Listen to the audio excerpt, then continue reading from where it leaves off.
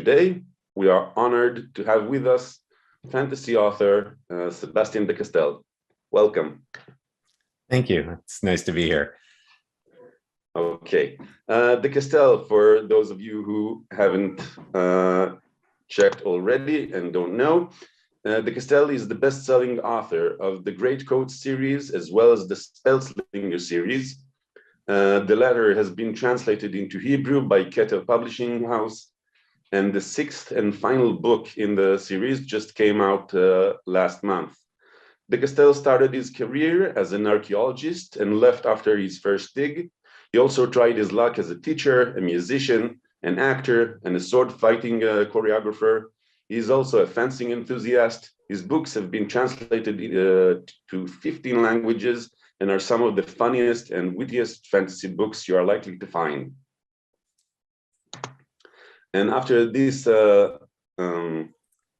intro, I want to welcome you, and let's begin. Sure. I have to say two quick things. The first is, if you hear weird fighting sounds, it's because my two cats, when it gets late at night, if I'm still up, they have no idea why. And so they try to put on a big gladiator show all the time. So if you suddenly see fur flying behind me, that's my cats being a bit strange. And the second is, I didn't actually leave archaeology after my first dig. I left it after my first day on a dig. That is how much it turned out I hated archaeology. Why? What happened there? It was the end of my degree, and I studied archaeology. I joined the archaeology program for all of the best reasons, because I had seen Indiana Jones, and I thought that's what it was going to be like. And it turns out studying archaeology is wonderful because it's extremely fascinating. Practicing archaeology is like camping, but less fun.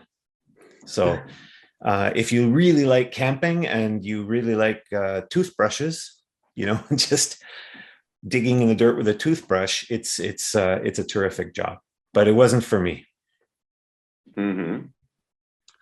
So this brings me to my first question. You seem to have been quite a busy guy before picking up the pen and the keyboard. So how did you end up becoming a writer, and why a writer at that? I think it was a combination of things. I think, all of us want to be writers. I think we were talking before, you were saying that everyone in Israel wants to be a writer, or sees himself as a writer. I think that's true universally now, because it's such a wonderful form of expression, and because writing is one of the few art forms that really belongs to all of us. But I had never really been a writer at all. I think the only creative writing I'd done was one high school assignment for which I got a B-, which to this day I think is a tremendous literary injustice.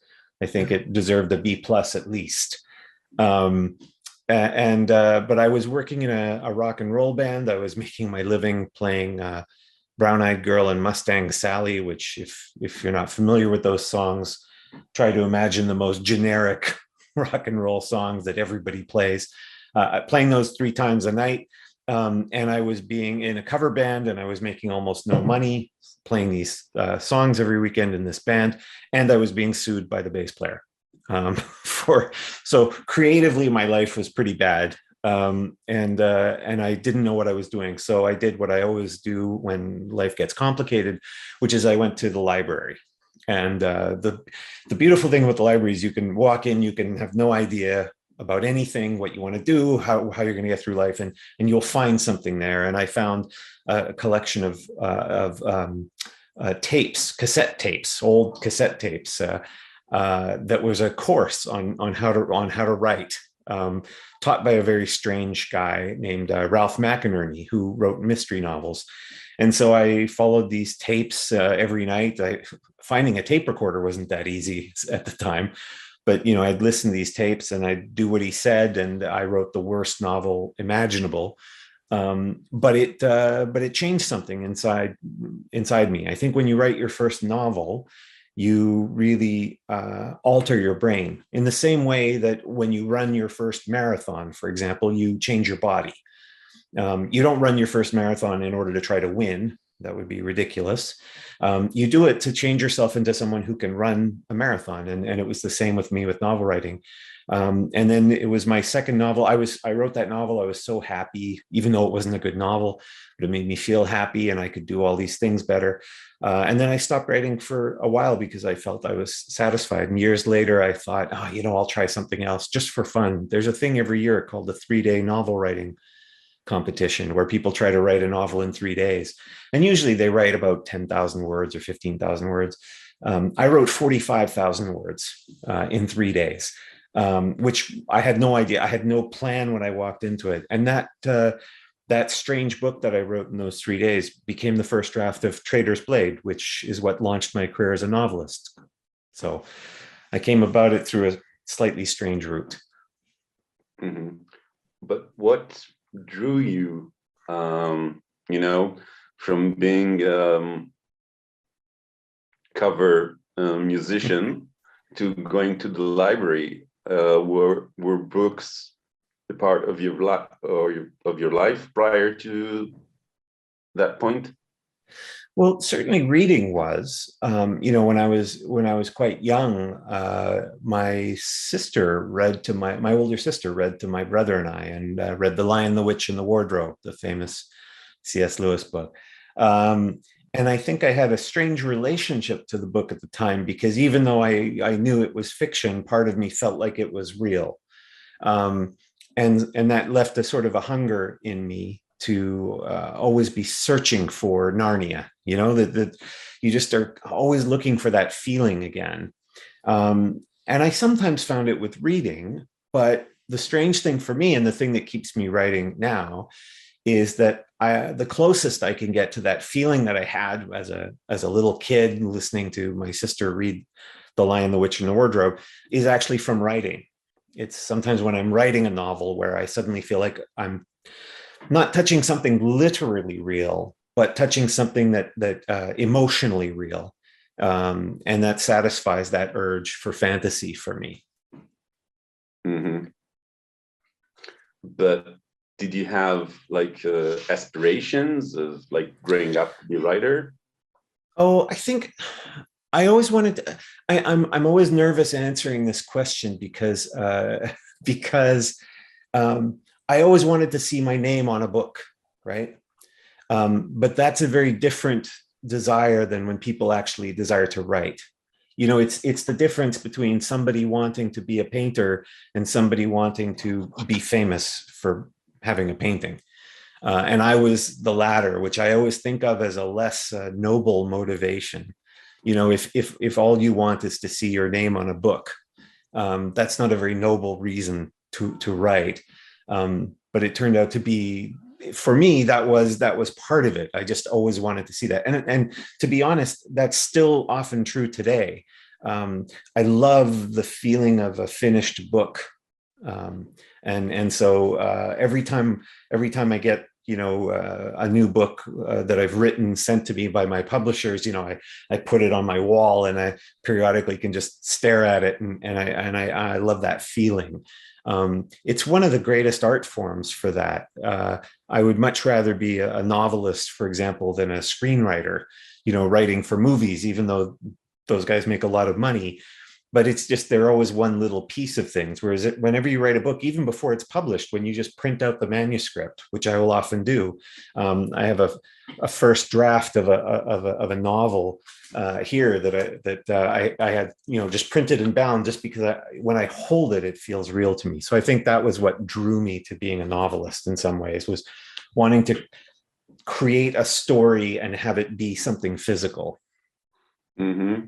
Now, someone from the audience wanted to know if you can say that writing changed your life on other aspects. Yes. I think I always tell people that I think writing a novel, especially for me, then the novel was always the form that attracted me.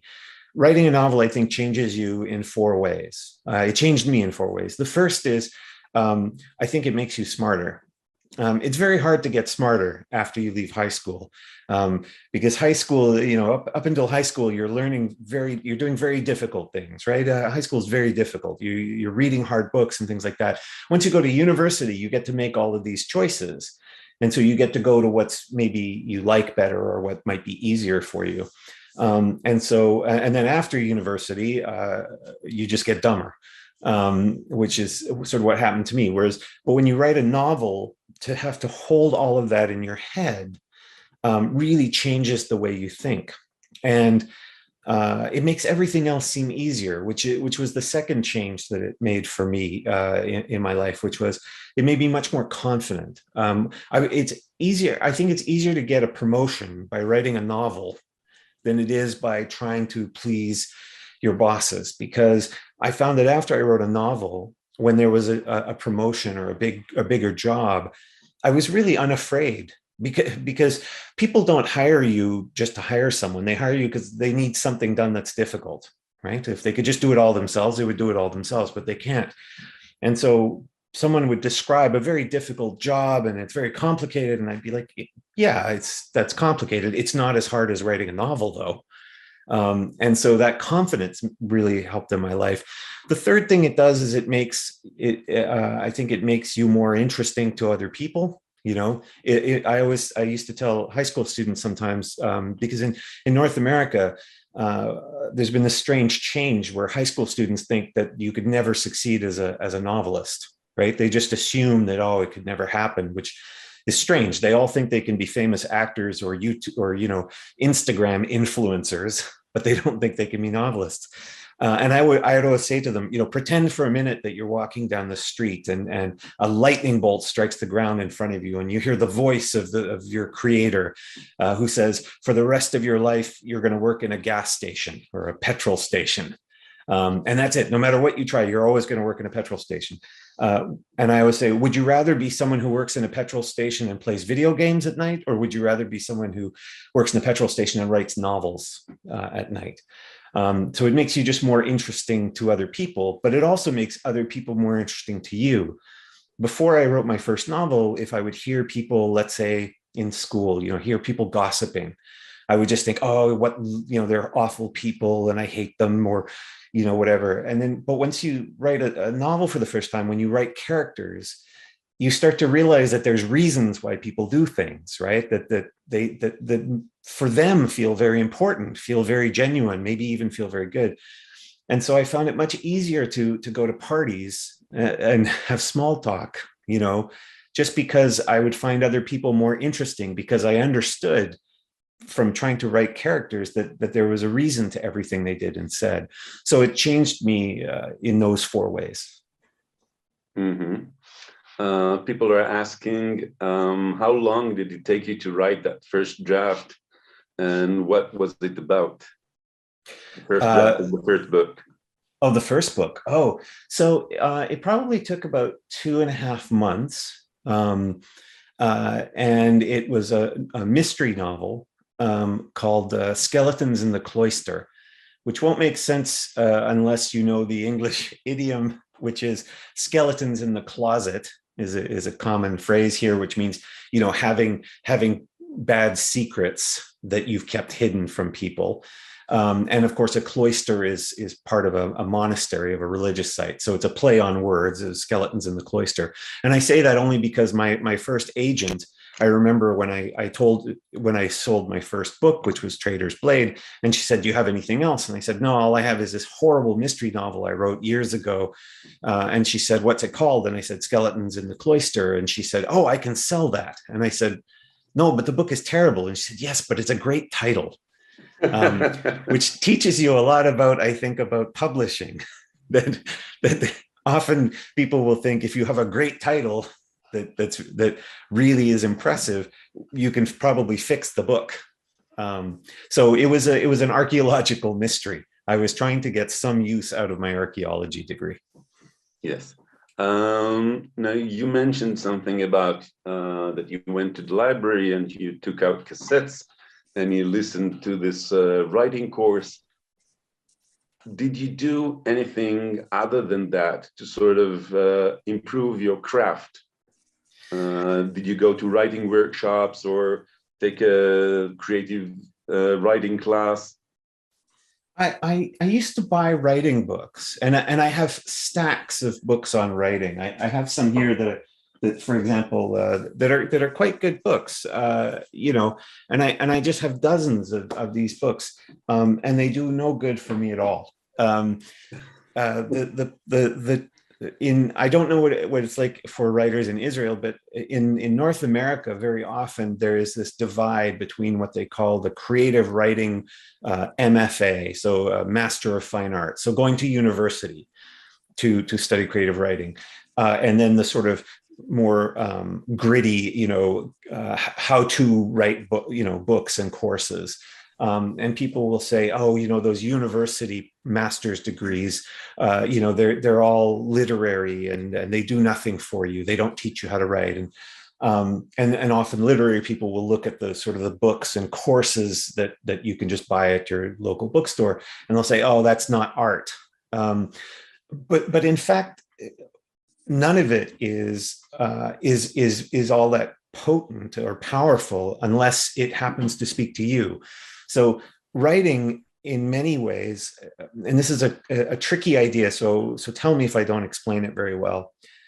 You don't learn how to write, you discover how you write.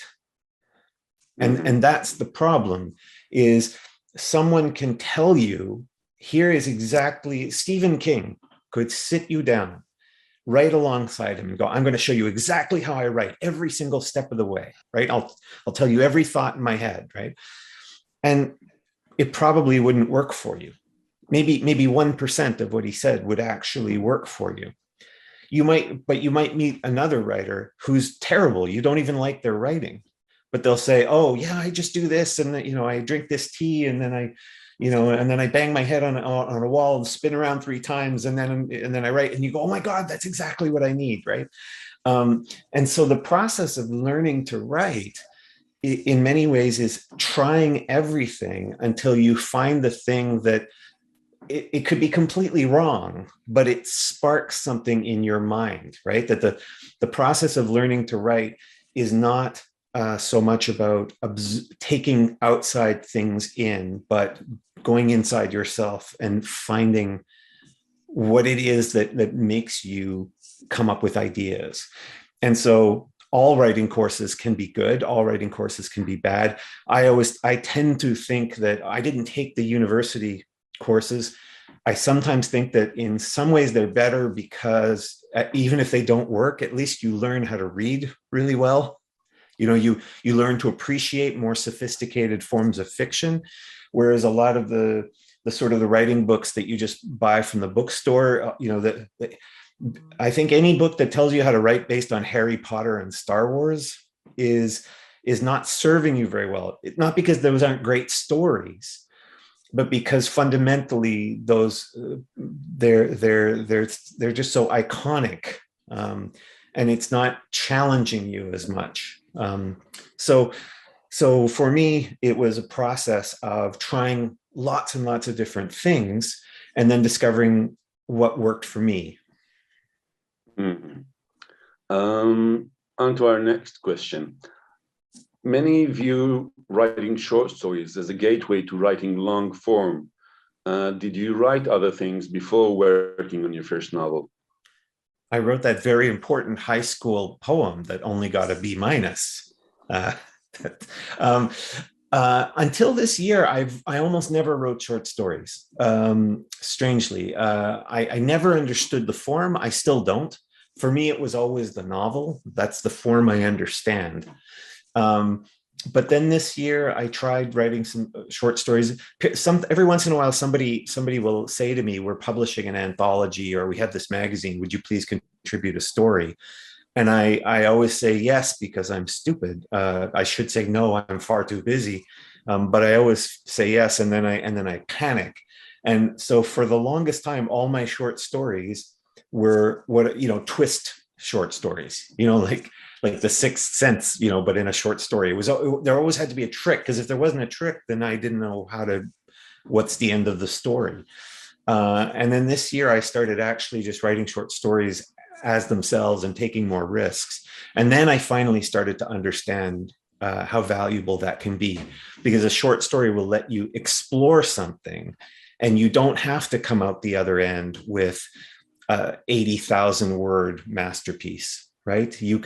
If all you do is spend 2 days or a day or a week writing a short story, and all you come out with is a line of dialogue that might be wonderful later on, it's still worth the time. So now I'm trying to make myself write short stories more. And actually, one of the ways that I wrote short stories, and I didn't know this would be good for me, is that sometimes if I was working on a novel with a friend, a good friend of mine and I, every few years, we try to write a novel together for fun. He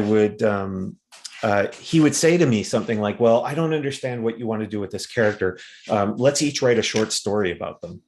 And so I would do that, and then suddenly discover all these things. And in fact, with Spellslinger, the book deal that I got for Spellslinger was not based on the novel, but it was actually based on the short story that I wrote as an exercise for figuring out what the novel would be, because it was a fun short story. It had a trick in it, of course. In fact, it was called The Card Trick. And I had written it as part of this exchange with my friend so that we could understand what we were talking about. He said, show me how you want to see this character and how you want them to work. And when my agents were selling Spellslinger, we had this deal that wasn't a very good deal being offered to us for 4 books. It wasn't a lot of money. And it's very important when you're an author that you should try and get as much money as you possibly can from your publishers. That's because then it's good for all of us. Otherwise, the prices just get too low. So it wasn't a very good deal, but we were on the verge of taking it. And then my agent had this idea and said, oh, I'm just going to send this short story to this other publisher that they knew and say, you've got 3 days to make an offer. And this is what it's about. And they read it and loved it. And I ended up with an 8-book deal that was magnificent. And in fact, that short story, which is called The Card Trick, became the opening chapter of the 6th and final book in the Spellslinger series. Yes. So short stories can be very valuable for your career. Yes. I thought you were referring to that scene, and it's like, I'm happy that I've read it, and I envy those who haven't read it yet and who are about to read it and find it out. It's a great scene. Okay. Then he pretty much already told us about the road to publishing. No, you told us the road to publishing the first Spellslinger book. But could you tell us something about the road to publishing your very first book, getting the agent and all that? Yes, the key to success, I think, as a writer is to marry a librarian. So I did that first. That was the most important part.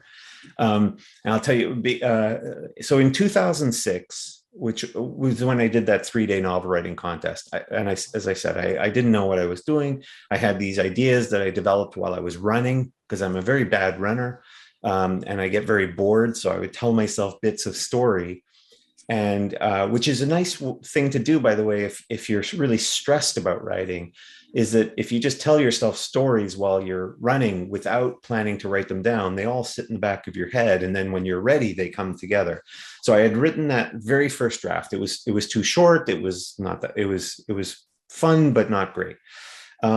6 years later, I decided, okay, you know what, maybe I need to do something new. I like to change careers every 7 years or so. So I went, what shall I do? I'll become a famous novelist. That seems easy. That was how my mother used to think about these things. And so I wrote the second and third draft. The book became almost 3 times the size. And then I started querying agents. And the funny thing about, and this is something that's really, I always tell people, there's some really hard moments when you're trying to become a novelist. In other words, when you're trying to get published. Sending out query letters to agents is very difficult because no matter how many times anyone tells you, and I'm going to tell everyone again, that it has almost nothing to do most of the time with the quality of your writing, right?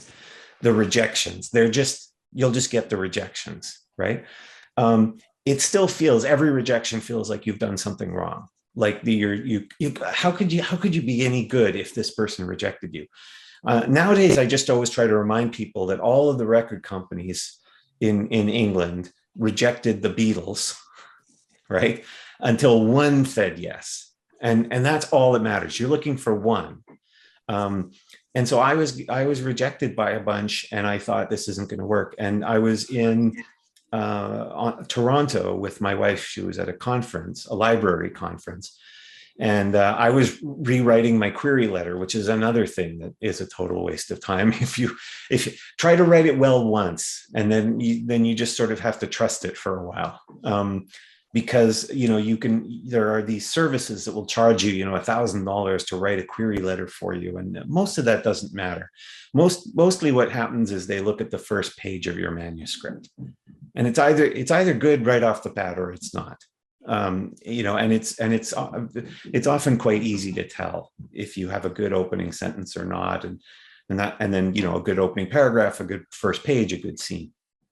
So, but my wife came back from this dinner that she had that had some publishers around, and she said, "Oh, good news! I met with this publisher, the head of Penguin for Canada, and he said his wife is starting a literary agency." Sorry, that's the cats attacking each other. She's starting a literary agency, and they're looking for people. So he said to send your manuscript. And I thought, this is a waste of time.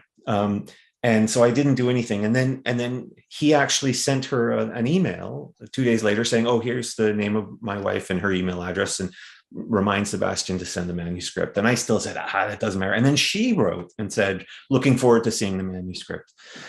And so I sent it. And then 3 weeks later, I got this voicemail, which I think I still saved somewhere. I don't think I've ever deleted it. Where she said, and she's British, and it started, and I thought, oh, this is horrible for the first 15 seconds, because it started with, "Hello, Sebastien, this is Heather Adams of the HMA Literary Agency. I've read your manuscript all the way through, and I love it. I'd love to represent you." So it's very British. The first part all sounds like it could be a declaration of war. And then all of a sudden there's the good news. And something I didn't understand, because it always seemed to me that trying to get agents through meeting someone or going to a convention or a festival, it always seemed like, why would that work? Why would that be any better than just being in the what we call the slush pile, where everybody's manuscripts, they look at one page, throw it away, one page, throw it away, And I didn't understand until I met lots of editors and agents that first of all, when we imagine the slush pile of manuscripts, this pile of 1,000 manuscripts, 900 of them are from people who probably can't spell the first word, like that they're often quite, strange. And then a lot of the rest are from people sometimes who don't make a lot of sense. And so if somebody just even sees that you are well-spoken and coherent, that will help. And the strangest thing about this meeting, this dinner that my wife was on, it was when she told this publisher about the hundreds of fantasy novels that we had on shelves in our garage, that he got excited. And I didn't know that for him, meeting a fantasy writer who genuinely read lots of fantasy books, that actually was a big plus. To me, it would seem obvious, but actually it's not. And so the lesson there is, one, my books sell pretty well, and I've been really lucky in my career. But I was rejected by every single agent until I found one agent. Right. And all you need is one good agent. And the second is that it you can't prejudge what it is people are looking for. Like, I always think they're just looking for compelling writing, but sometimes I see this all the time. I'll meet an agent, I'll talk to an agent, and I'll say, how's it going? Are you finding interesting clients? And they'll say, oh, I keep reading these great manuscripts, just fantastic writing, but I have to reject them because I already have an author who does this kind of fantasy or this kind of science fiction. So sometimes it has nothing, well, most of the time it has nothing to do with you as the writer.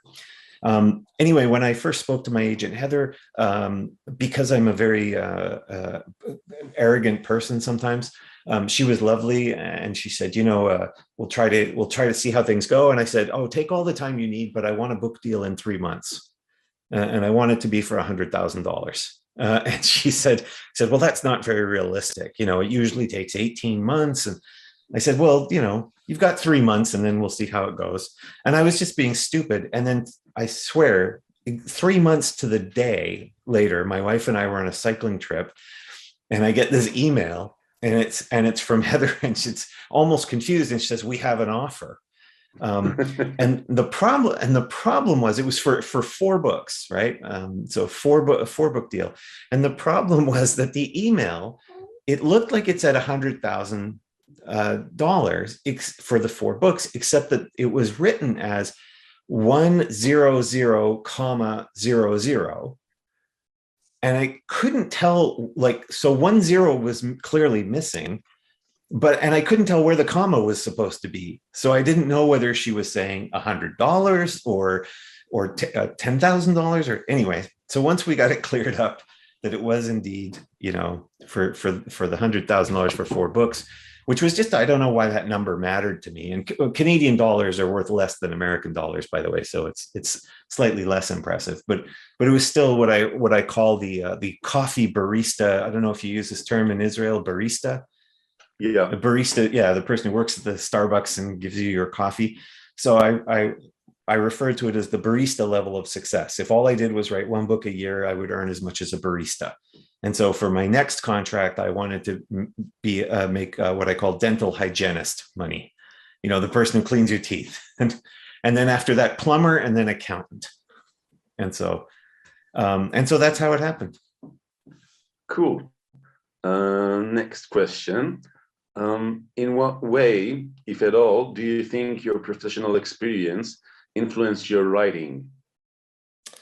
I think the great thing about being a novelist and a writer is that everything you do, of course, influences your writing. Everything that you do that touches on the human experience. Just so that I don't give another 4-hour-long answer, I'll say very briefly that because I used to choreograph sword fights for the theater, that taught me about the fact that when you write an action scene, when you write a fight scene, that it has to contain a story inside of it, right? You can't just have people fighting, because if it's the theater, Shakespeare, for example, most of his plays, all they say is, they'll have 2 characters come in with swords and stomp at each other on stage, and then it just says they fight, and that's it. And then the dialogue begins again. And often when I was choreographing a scene, the director would take it to that point and go, they fight, and go, okay, I'm going for coffee. And they would leave. And then I was supposed to work with the actors and develop a fight scene. And then they would come back when there was dialogue, and I would have no idea what we needed to do. And so you have to build a story into each fight, or build a story. Even imagine you're writing a car chase, right? In movies, we see car chases all the time, and mostly they're just spectacle. They don't do anything. But I always think, imagine you're trying to write a car chase, but now you have to write it so there is a story inside the car chase, and it has to be told just with the action. And you have to tell a story of 2 characters who are different, who want different things, who do things different ways, who are in conflict, but only with the car chase. And that's what I learned, and that's what I bring into my writing. Okay. And aside from your professional experience, first, do you yourself read YA? I do. I find it harder and harder to read it. now, and in part because um, I'm finding more and more that what we call YA is no longer informed by or written for teenagers. It's becoming more and more informed by and written for adults who just want to read something that they think will be simpler. And that's a very dangerous proposition because teenagers are often more sophisticated readers than most adults. And that's because they are in school, they're learning to read very difficult texts.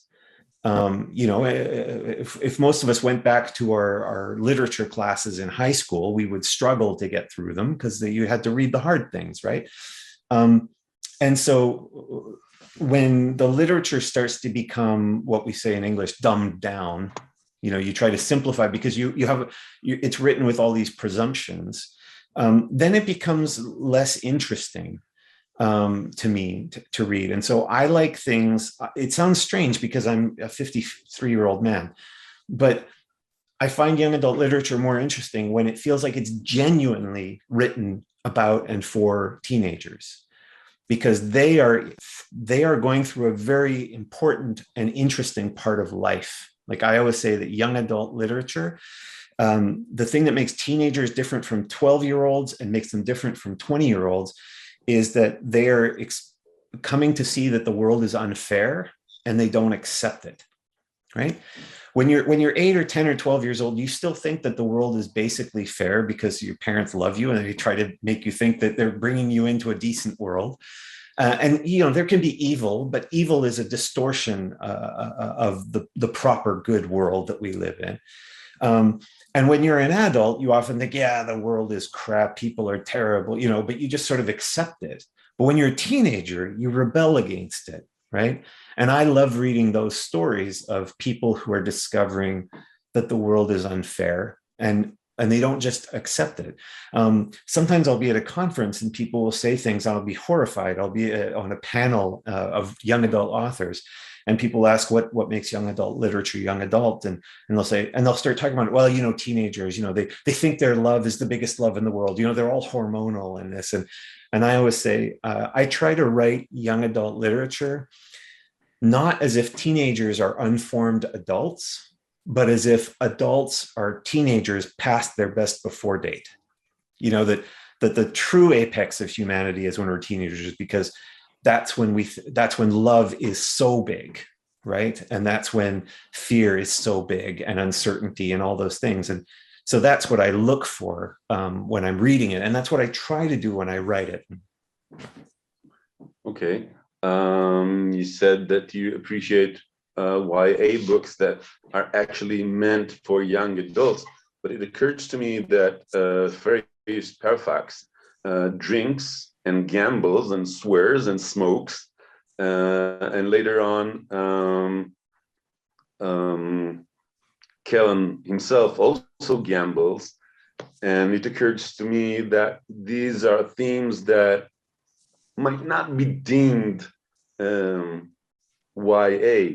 So how did you get that to work? Well, so first of all, I think teenagers drink and smoke and gamble. I hope not to shock anyone's sensibilities, but all of those things that we think are inappropriate for teenagers are often the things they're going through. I don't think I ever thought about sex as much as an adult as I ever did as a teenager, right? Like that's when it's scary. And sometimes that's when it's dangerous. That's when it can really alter your life. And so I think it's important to sometimes write about those things. Now, I don't write one of the interesting things about young adult literature, certainly in the English language right now, is that if you write contemporary young adults, a young adult set in our world in the present, you can talk about difficult issues. You can talk about sex and violence and drugs, because we know teenagers are having to deal with those things. It's harder when you're writing fantasy. And that again is because there's this expectation that fantasy is going to be in this kinder, better world. But I'm not really interested in writing about the kinder, better world. I like to write about good people dealing with a difficult world. And so, but also what often fascinates me is because you mentioned the nefarious smokes and drinks and gambles. Those are not very big crimes in a world where people consider genocide and slavery and all of these other things. And so sometimes I think it's important to introduce those subjects just to set the appropriate scale, to remind people that there are worse things. Yes, but the challenge, I think, is to get these things past your agents and the publishers. Yes. So that you need to get their approval to submit this with, these foibles. I don't know. Yeah, no, absolutely. What's interesting is that and for everyone that is writing, that is here watching this as writers, is I have found that changes even over the course of the Spellslinger series, which I wrote, published. It was published 2 books a year in English, so 6 books in 3 years. And in fact, now with the 2 new Farius Parfax books, which are also coming out in Hebrew next year, I think. That's all in the scope of 4 or 5 years, those books. And I have seen the attitudes of editors change over that time. So certain words, like swear words that I could use in the first book, suddenly in the 4th book were being flagged. And I would have to argue to keep those words. So it does depend on the time period. One of the interesting things is that Soulbinder, which is the 4th, I think I have it here. The cover is similar in Hebrew, but so this book has a gay character who's not who it's not a very important role in the story. He's a nice guy. That's all. He's helpful to Kellen. There's no sex between men in the story or anything like that. He just happens to be gay. And my Russian publishers were afraid that they were going to run afoul of Russian law by publishing it that way. And they asked for permission to remove those scenes with the character. And because you can, in Russia right now, it's safe to have a gay character who's evil, but not a gay character who's good. And I said, no, we can't change. I'm not changing that. I'll pay the fine if you want. And they said, well, we can't agree for you to pay the fine because that's a conspiracy. So every copy of this book in Russian has an 18 plus sticker on it, meaning you have to be 18 years old to buy it. So next to the pornography in a Russian bookstore is this book, which, by the way, I think increased the sales quite a bit. But the point that I'm making about that is that to tell the rest of the story, in this book, in Queenslayer, the 5th book, there is a scene of sexual violence. It's very restricted. It's very tame. It used to be much worse. And my editors kept saying, can you tone it down, and eventually they wanted it toned down to the point where I said, no, if we're toning it down more than this, I'm taking it out because I'm trying to say something to young men in this story, right? They have to be aware of our own capacity to do bad things, and you have they need to be aware of that. And so, but they were almost at the point of cutting it out. And they're very, but because they wanted to protect kids. Well, the Russian government also wants to protect kids. They just think that the way that you protect kids is by not talking about gay people, right? So sometimes we think the way that you protect kids is don't talk about sexual violence or don't talk about drugs. And they think the way to protect kids is don't talk about gay people. We always think we're trying to protect people, but but that's a very dangerous proposition because you have to be awfully sure that you're 100% right. And so what I found, to maybe answer your question more directly and more succinctly, is you have to negotiate with your editor, and you always have to, as the writer, decide is this integral or is it not? There's lots of things an editor will ask to remove or change where I won't fight it at all, because I look at it and go, is this important to the story? Yes, it is. No, it isn't. There's a use of a word, there's a swear word in English, which is a bitch, which is a bad thing to say of a woman typically. Technically, it means a female animal. And the squirrel cat, because he's a squirrel cat in the book, he's an animal himself, sometimes uses the word. And nobody cared about it until like the fifth book. And then all of a sudden, tastes changed, and I had to decide. And so there were 3 times it was used in the book, and 2 of them I said don't matter, and this one I said no, this one really matters. And so sometimes as a writer you'll have to contextualize it, but that's always the way it is. It's very, very rare in my experience as a writer, certainly with the publishers I've worked with over the years, and that's a lot of publishers. It's very rare that they will say, no, we don't care what you think as the author, we're changing this. They're always saying, here's the problem.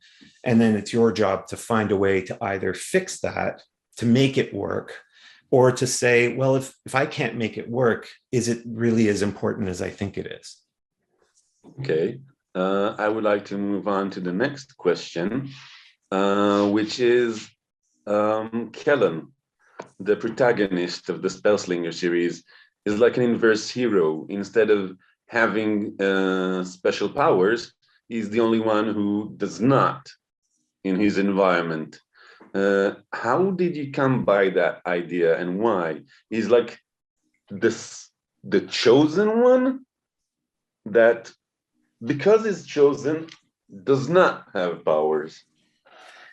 He's I think so. I'm Canadian, so we never think we're number one.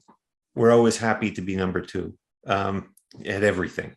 Second largest country in the world. The only thing we're number 1 at is we have the best looking prime minister. But everything else we're second best. So for me, I love stories like Harry Potter. I think I love those books. I think they're wonderful. There's lots of books like that I love. There's all the fantasy I read when I was a kid involved the chosen one, who seems like an ordinary young person who discovers that they actually have great powers and a great destiny, and they're secretly rich and their parents love them more than everyone else. That was not my experience as a teenager. And when it was time to write the Spellslinger, the hardest part is, and I'm going to steal from a question that you may or may not get to about research. The hardest part is to go inside yourself and remember, what was it really like to be a teenager? Now, teenagers, like adults, are all different. We have different experiences. But my teenage years were not about discovering that I was the super important, right? I always say, I remember the day I was at my school before the bell rang for the first class, and I was watching my fellow students come in. And I thought, when I was looking at them, you know what? I'm not the smartest person in my school. I'm not the strongest person. I'm not the most athletic. I'm certainly not the best looking. I don't even have the best personality. And I am not special in any way. And I went to my family that night and said, I feel strange. I feel like I'm not really special. And usually the people in your life will say, no, of course you're special. You're the most special little boy ever, My family didn't. They said, yeah, you're not that special. So what are you going to do about it? And so that was very fortunate for me, because it taught me that you have to earn your specialness, right? You can't wait for it to be given to you. If you just keep waiting, people will sometimes say, oh, everyone has a secret talent, you'll discover, you just wait for it. I don't think that works. And I think as a teenager, I think it's dangerous to be told to wait to discover how wonderful you are. I think it's better to do what Kellen has to do, which is make hard choices and try to take the things that they are good at and put them together in interesting ways. Okay. The question of humor also comes to mind, which I think is like a very important part, at least for me, in my experience reading the Spellslinger books. There's some of the funniest in the genre. I mean, when I read them, I literally laughed out loud, having people look at me like, "What's wrong with you?" How do you make the humor in your books work? You tell your Hebrew translator, you know, this book is incredibly funny in English, so you better make it funny in Hebrew, and then hope that they can do it. I think no, I'm saying that because, of course, I can't read Hebrew, so I don't know. But translating humor is incredibly hard. So what you've really told me right now is that the translator for Keter, who's translated the books, must be incredibly good at their job, because it's incredibly hard to translate humor. I think that I try to use humor as a way to show a different viewpoint of a situation, which is, I think, what humor does for us, right? It puts a mirror up to something, but it does it in a way that's maybe that's slightly unpredictable. In the Spellslinger books, the humor is mostly coming from Rikus, the talking squirrel cat. Because he, being a squirrel cat, which is an imaginary animal, is free to view the world, is free to view the world differently from us, and is free to comment on it differently from us. So very often, one of the beautiful things, by the way, for all writers, when you have a talking squirrel cat in your book, they can say things that humans aren't allowed to say. And so it's always more funny because, in part, you have a character who's saying things that you know shouldn't be said and that you couldn't allow your main character to say. It's very difficult to make your main character the really funny one, right? They usually have to be the butt of the joke, or what we call in North America, we call the straight man, the person who's just doing things normally and setting it up so that the other character can be the funny one. But the easiest way to find humor in your books, or to bring humor out in your books, is to have a character who has a higher level of freedom in how they see the world and express themselves than the other characters. Some people do it with a character who's always drunk. You know, if you imagine a character who's always drunk, they can say horrible things, but they need to be truthful things, right? They need to say the thing that nobody else wants to say but is true. And that's when the humor both feels funnier but also feels more relevant to the story. Mm-hmm. But it's not just Rikus. I mean, Kellen himself is like a very good source of humor, especially when he seems to I don't know, maybe like Deadpool, like breaks the fourth wall. And it's like, you'd think that in this situation, I would like shoot this ball of fire and everyone would burn. And then I lost consciousness. Yes. So it seems to be like very funny, but also not afraid to make fun of himself. Yes, I think it's easier. It's easier to write a character a main character who is self-deprecating, where they make themselves the butt of the joke too, than if they're funny, like more clever than other people. The breaking the fourth wall, you know, when Kellen starts to tell us things, part of that, I like doing that because I think that an interesting way to write is to ask yourself not just who is telling the story, right? The main character is narrating the story. Who are they telling it to, right? Mm-hmm. Because the more that I think of Kellen as telling us the story, telling it to a person, the more I tend to have him break the fourth wall and say, you would think this would happen, but that's not what happened. Because when we tell each other stories, that's what we do. One of the things that, there's, I don't know if you have this term, cinematic writing. People talk a lot about cinematic writing. It's because movies make a lot of money. And so we all want to be like making movies and books. But cinematic writing can actually be very dull because it's very impersonal. It's told through a camera lens. And sure, there's lots of effects and it's very vivid. But the power of the written word in part is having a sense of actually telling the story to someone. And so when you're writing, if you write a little bit almost as if you're writing a letter to someone, or you're telling your friend a story that happened, you'll tend to find funnier ways to say things. Now, since you put in humor in your books, I think it puts your narrative in danger of becoming like comic. So how do you strike a balance between the humor and the fantasy and the suspense to make it like it's still a serious fantasy story? Yeah, every writer, when they're writing a book, has to decide on the level of realism is probably the wrong word, but the level of immersion, I would say, of are you telling a story as if we're really in it?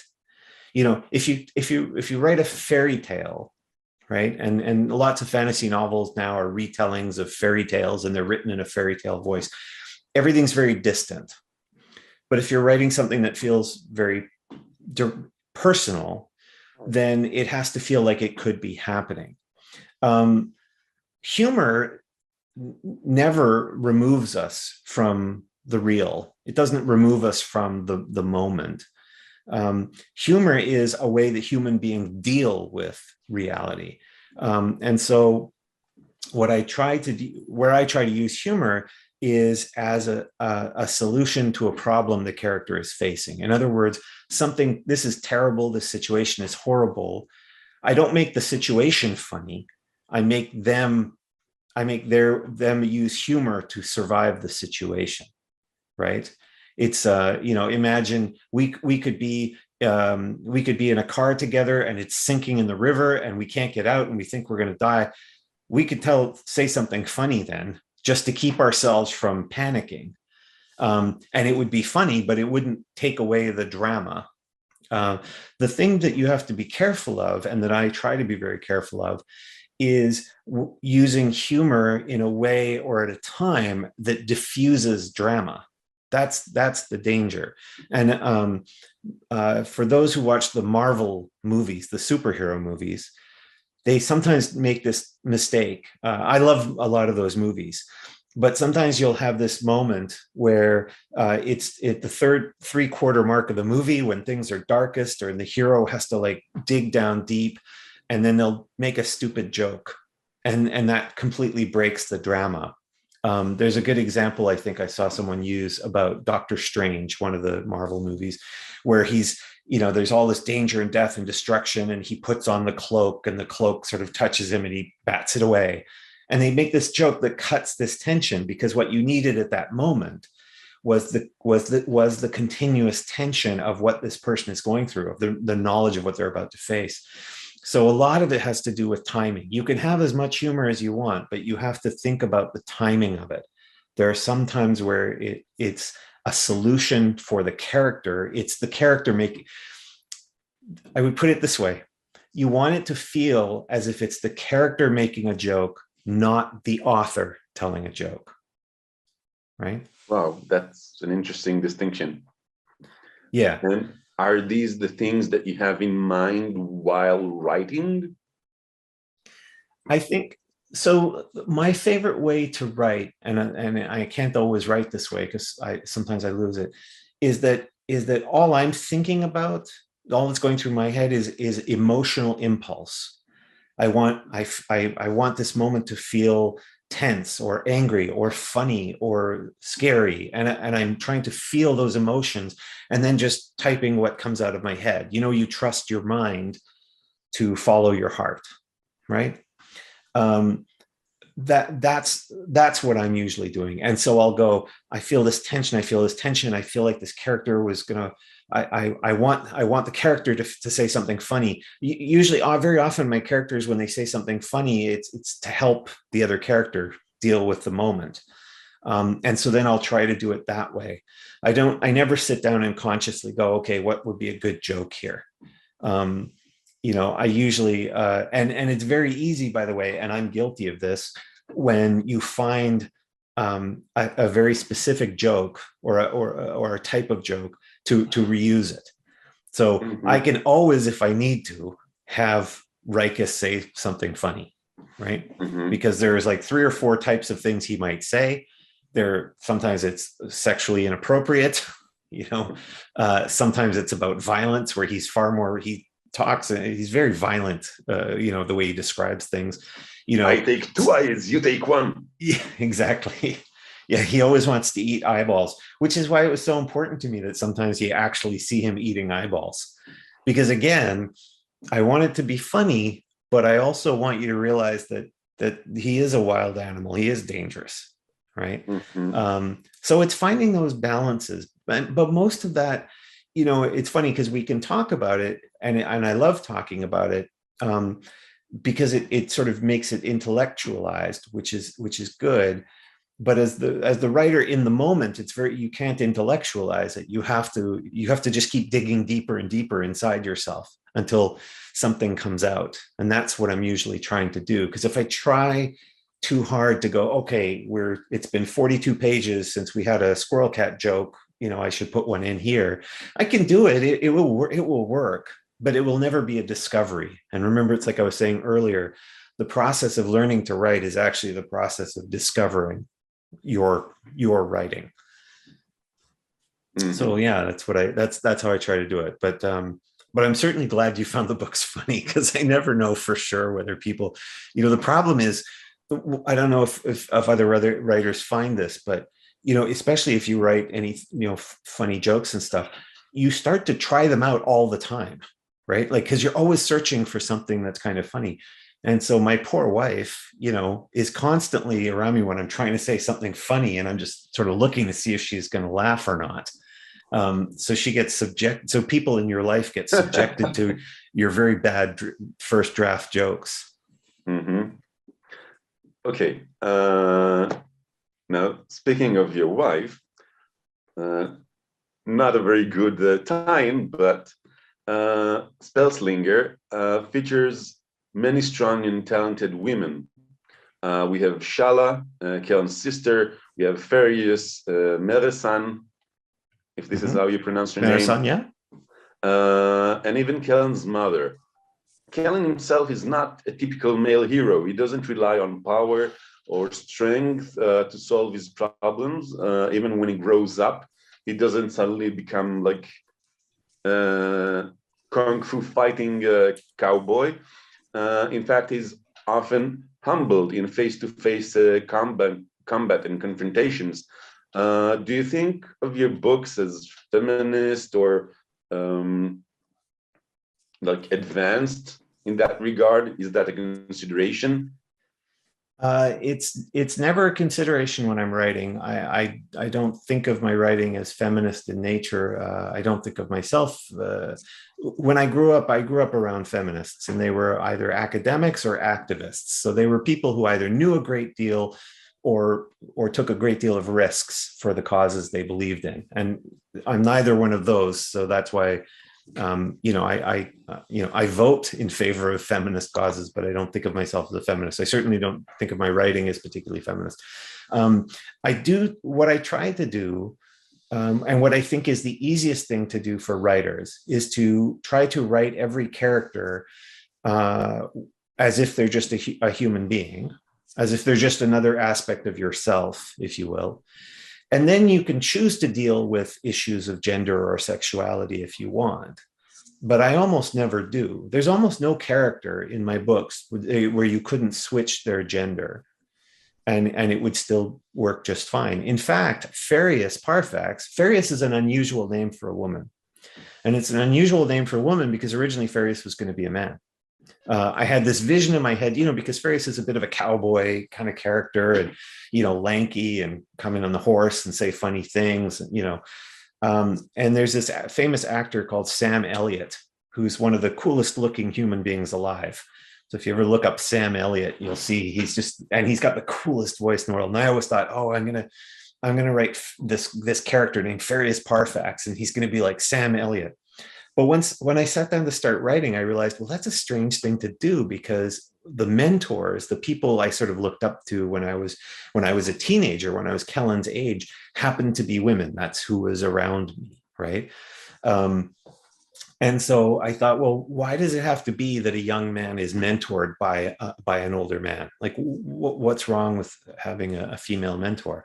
And so I let Farius be Farius. But I made her a woman, and it's very rare that Farius brings in issues of gender in that way. In fact, she's almost the opposite, because she says to Kellen, you're going to have to figure out how to become a man. And he says to her at one point, why do you keep talking about, I have to be a man, like you're a woman? And she's like, well, because that's what you are. You're going to have to figure out how to become that and deal with all of your problems.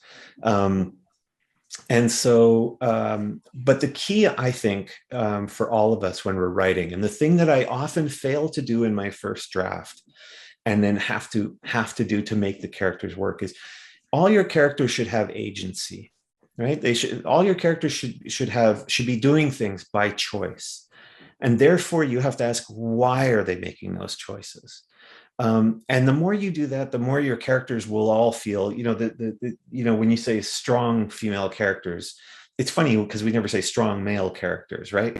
When we say strong female characters, what we really mean a lot of the time is female characters who are actually characters, right? They have motivations, right? So you sort of named four, right? Shala is absolutely motivated by believing that she's the best, that she needs to be the best, that her family is the best, and all of that, right? Whereas Farius is motivated by this notion that you have to try to find a way to do good in the world, and it's very complicated to do good, that the world is far more complicated than it appears. And so her decisions are based on that. And the same is true of Marisan. And even Kellen's mother seems very passive in the book. And in earlier drafts, she probably would have been a very passive character. But by asking myself, in what way is she making decisions in this book, right? Because sometimes we just see her supporting her husband. So I had to go, okay, but why is she supporting her husband? How is she doing something that's supporting her husband, but maybe not the way he wants? And that's where you find the little bits of tension between them. And then all of a sudden the character starts to feel alive. And so always asking that question, I always say, I'm a humanist by nature, and humanism, like the old Renaissance humanism, had basically two central beliefs. One, all human beings have agency, so we all have free will. And two, all human beings have dignity, right? There's an inherent dignity. If you give all your characters agency and dignity, I think it's easier to make them feel stronger and more interesting, regardless of gender or sexuality or race or any of those other issues. Mm-hmm. But I think when I speak of like strong female characters, it also seems to me that female characters like Farius Parafax, like Melisande, like Kellen's mother, and to some extent even Shala, seem to be more devoted or focused to the truth or the important stuff, whereas even strong male characters such as Kellen's father and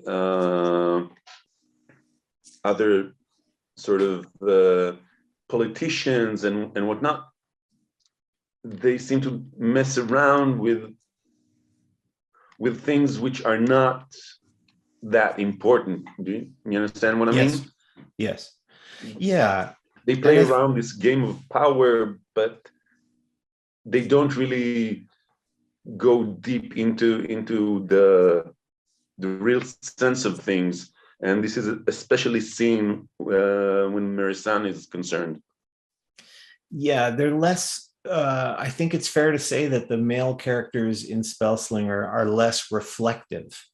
They spend less time asking themselves or thinking about why they're doing the things they're doing. and that itself was not intentional, right? So that's just, sometimes you're writing and you're thinking of people a certain way, and in this case, I think the central dynamic for me of that book was Kellen and Farius and Rikus. And so all other characters are kind of orbiting them.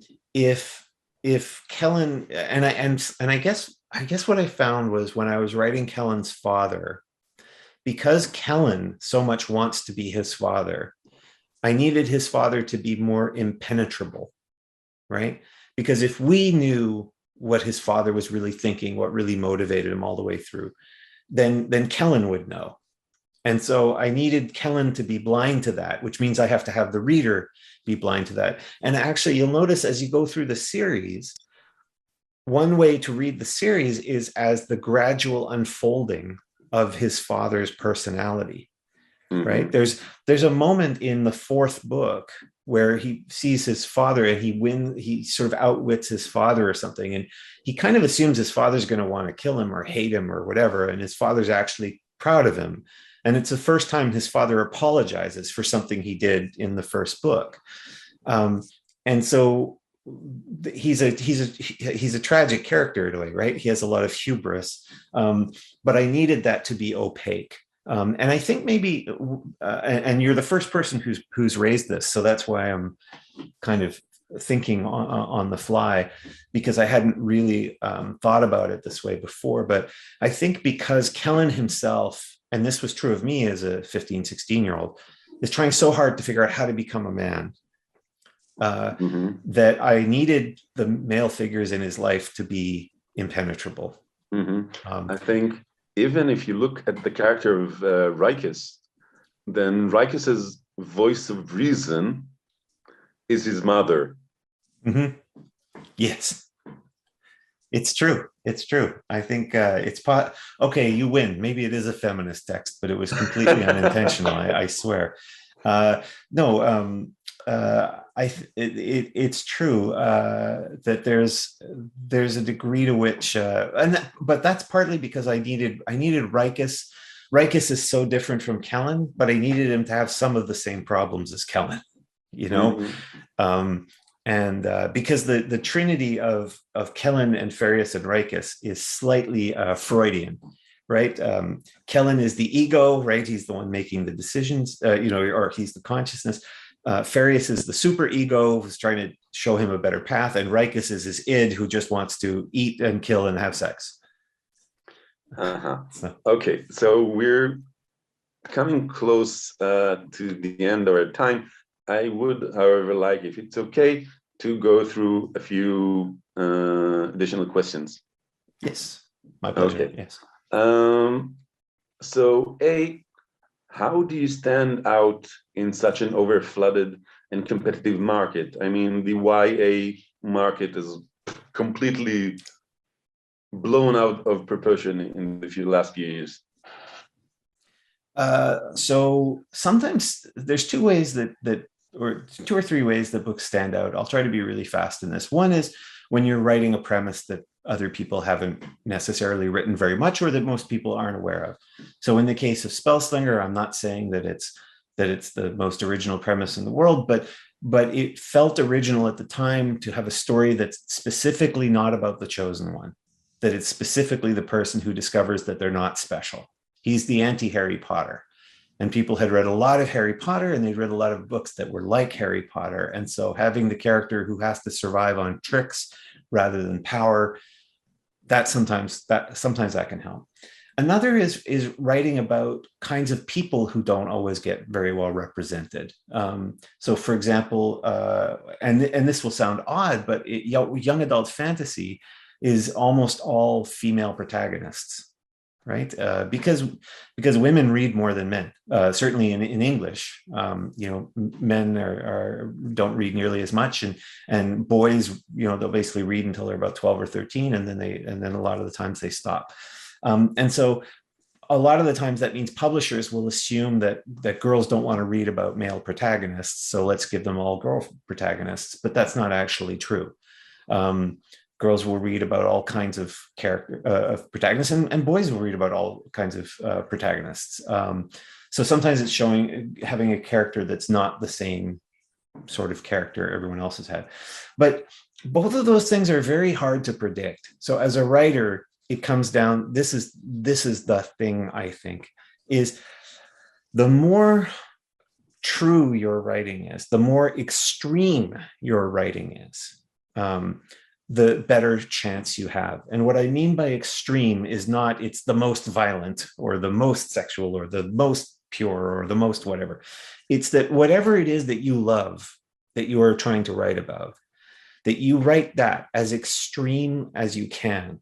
And I say this because a lot of writers, the worst thing that's happened to us, I think, as writers in the last 15 years, is that we've become so much more exposed to criticism, not negative criticism, but people talking about books. It's, it doesn't happen in newspapers anymore. It happens on Goodreads or social media, but it's everywhere. And it's all these people telling you, what are they telling you all the time? They're saying, oh, Twilight is so awful. What a stupid, sparkly vampires. What a bad idea. Sparkly vampires, I don't read Twilight. It's not my thing, but sparkly vampires were brilliant. You know how I know they were brilliant? Because millions of readers loved them, right?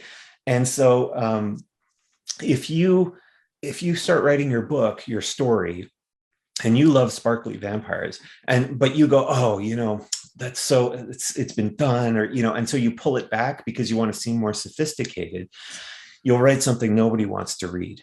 If you love sparkly vampires, you write vampires that sparkle 10 times more than the ones in Twilight. Be as extreme as you can about what you love. And chances are you will speak to all those people who, instead of just talking about books and criticizing books, actually read and love books. Okay. How do you deal with the reception of your books? Do you read or watch book reviews? I just think of people criticizing my books, and I try to imagine strangling them. No, usually I'm pretty lucky. Most reviews have been very positive, and people are quite nice. And sometimes they hate my books, and that's fine too. But there's one kind of review that people always talk about that they're worried about, which is what we call the 1-star review, right? That a reader puts up on Goodreads and give it 1 star, and they write like 4 pages of why it's the worst book ever. And I always tell other writers, you need to remember something. When you read a book and you don't like it halfway through, most of us put it away. If you read a book and you get all the way through it and you hate it, you just throw it away. You don't write 4 or 5 pages about it, right? The only time you do that is when there's something that you're dealing with internally that makes you angry and sad, and it's been bothering you for so long, not since you read the book, probably years. And you read this book and suddenly it frees you. It gives you a focal point, and you spend all this time writing about how horrible the book is and how lousy the author is, but really you're just getting all of this pain out of your body. So when you get one of those 1-star reviews where they say yours is the worst book ever written, just know that you have helped that person to do something that they very much needed to do. You've probably helped them more than all the people who love your books. And so that's what I try to do, is I try to remind myself that I'm not the only person who exists in the world. And that when I see a review, the review isn't just a reflection of me, it's someone else expressing themselves and expressing their own feelings. And that's fine. So you don't challenge them to duels with the swords behind you? No, I would never challenge them to a duel. I would shoot them in the back. It's yes. Much safer. Okay. Could you tell us about marketing your books and what you yourself do to promote them? I do very little to promote them, in part because I really believe that publishers need to be responsible for that. But sometimes that's not a good thing to say out loud. But publishers have all of the keys to promoting and marketing a book, right? Because they have the connections for publicity, they have the budget, they can, if they do advertising, it can work. I see some authors, they have a debut novel and they'll think that you know what, maybe I should take out some ads. I'll take out some Facebook ads or some Amazon ads to try to get people to buy the book. But when you do that, you're getting one fifth of that money. So it financially doesn't make sense. It makes sense for the publisher to do it because they get a bigger percentage of that money. The thing that you can do to promote books as an author is, or the thing that I try to do, is to be present for the readers. So I don't post a lot on Twitter, for example, but when somebody says something to me or about me on Twitter where I think they want me to respond, I always do. I reply to every piece of fan mail. I reply to every direct message on Twitter. I try to hit like when people say something nice. Is to just be available. And sometimes that will work. I do interviews when I'm asked to do interviews and things like that, but I would never, as an author, try as a traditionally published author, I would never try to take on the role of marketing because I can never do it as well as they can do it. I'm just not in that position. Okay. Dun, dun, dun. What would be your tips for those of our viewers at home who want to write YA? Dig deep inside yourself. Don't write as an adult looking backwards. Try to remember what it felt like to be in that situation, and then the dramatic situations. So, for example, the first time you asked someone out on a date and they rejected you and everybody else found out about it. Don't judge that from the standpoint of an adult. Go back into that moment. Ask, how do I feel? And write about those feelings, about what it feels like at the time. Even sometimes when I was a kid, I would lie to myself, right? I'd say, oh, I didn't really like her anyway, right? And you can do that because what's interesting is if you write the character saying, I felt so humiliated because I had been publicly shamed in front of all of these people, and I knew that would stigmatize me for years, and I would be in therapy. Those are very adult thoughts looking backwards, right? It's okay if you write as a teenager, you can lie to the reader, you can lie to yourself.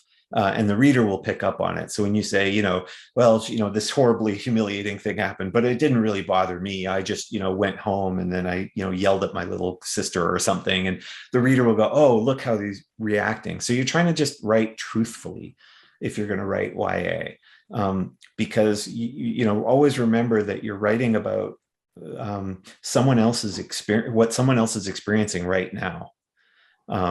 And so when you were a teenager and you went to your parents or your uncles or aunts or older people and you said, here's my problems, they would always tell you, well, here's what you need to do. And they would always be wrong, right? Because they didn't understand what you were actually going through. And so if you write YA from the standpoint of your adult self looking backwards, that's what you're doing. You're just being the adult in the room, giving them lousy advice because you don't understand what they're really going through. And by the way, my first draft of Spellslinger, the first book, I did that all the time. I kept writing from that adult perspective and it wasn't working. I had to go back. And that's when I say I had to go back to the moment when I was in the hallway before the first bell and I'm seeing everybody else and I see how special everybody else is and I don't feel special. And then I have to ask myself, what do I do next? Mm-hmm. Okay. Question before last comes from the audience who want to know, do you honestly think young starting authors have a chance nowadays when fewer people read books and there is unfortunately less interest as a society in books or literature? So the short answer is yes, I do think there is a chance. Absolutely. More people are actually reading now than were reading a couple of years ago. Some of the data seems to be showing us. None of it always. So my first book deal was in 2012. My first book came out in 2014. At that point in time, everybody said to me, oh, nobody reads books anymore. You can't break out. There's too many books. There's too many famous authors. It seemed impossible. Everybody was saying, you can't get in the traditional way. And I did. And so did lots of other people. Um, so it is possible. It always feels like it's going to be impossible. It will always, and if you read authors from the 1940s and 30s and 20s, they were being told it was impossible too. What you need to become a successful author, one of the things that you need is you have to be, not inside, you don't have to be more arrogant, but outside, you have to be a little more arrogant. You have to seem like you believe in yourself. Because otherwise, of course it looks impossible. It always looks impossible, but it is possible. I promise you, there's so many people out there who have gotten book deals who are not as good as a lot of people watching this right now. So long as you write something worth reading, and that means writing what you love and with as much passion and power as you can. Okay, and on to our last question of the night. What's next in the adventures of Sebastien de Castell? Well, I'm finishing a novel right now, a second draft of a novel that's like all my novels is overdue. As an editor, you'll love me saying I'm late on most of my books. But for big adventure, it's so hard. The pandemic is so hard for me because my wife and I travel all the time. It's our favorite thing to do, and it's very hard to travel right now. But I'm trying to turn writing a book into an adventure. And a few other authors and I have been talking about going to Venice for a month next year and writing sword fighting novels set in Venice. And so spending a month where we get up every morning and we sword fight a little bit and we go and explore, and then in the afternoons we write our novels.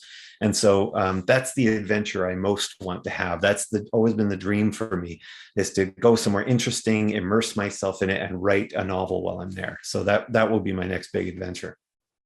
Yes, COVID willing.